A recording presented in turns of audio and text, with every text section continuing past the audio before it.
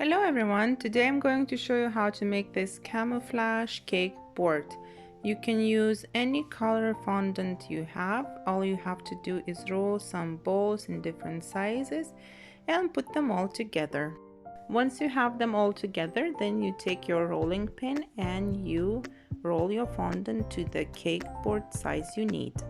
If it happens so that while rolling your fondant balls separate, use a little bit of water to glue them back together. On the second part of the video, I was using sweet stamp letter stamps to create a personalized message.